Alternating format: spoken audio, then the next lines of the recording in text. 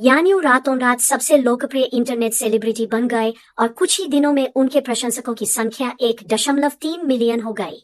भोजन की एक यादृच्छिक तस्वीर से इस रेस्तरां को 3 बिलियन का राजस्व प्राप्त हो सकता है। यह एक अच्छी प्रतिष्ठा वाली छोटी सी दुकान से एक इंटरनेट सेलिब्रिटी स्टोर में तब्दील हो गया है, जहां लोग खरीदारी के लिए कतार में खड़े रहते हैं। यह प्रत्येक 10 मिनट के लाइव प्रसारण से 5 मिलियन कमा सकता है। हालांकि महिला की अचानक लोकप्रियता से अन्य लोगों में ईर्ष्या पैदा हो गई और ऑनलाइन बार बार आलोचना होने के बाद महिला ने आत्महत्या कर ली।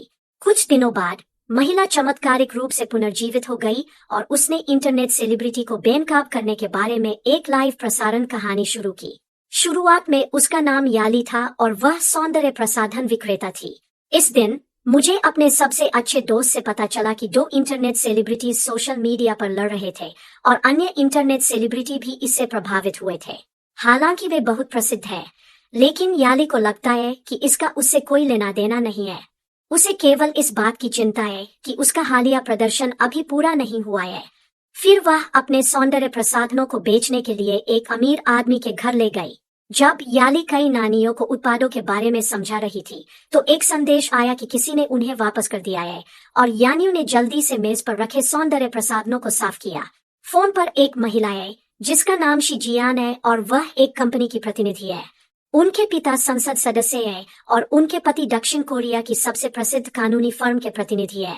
अपने पति से फोन पर बात करते हुए वह कपड़े बदलने के लिए क्लॉक रूम में चली गई। इस समय याली चुपचाप कोठरी में छिपी हुई थी। जब शिजियान फोन करने के लिए बाहर गई थी, उस समय का फायदा उठाते हुए याली शिजियान के घर से बाहर भाग गई। इस दिन याली के बॉस ने याली से अपनी पत्नी के लिए उपहार खरीदने में मदद करने को कहा। बुल्गारी से हार खरीदने के बाद सबसे अच्छी दोस्त ने बैग ले लिया और याली से सोशल मीडिया पर पोस्ट करने के लिए उसकी एक तस्वीर लेने को कहा।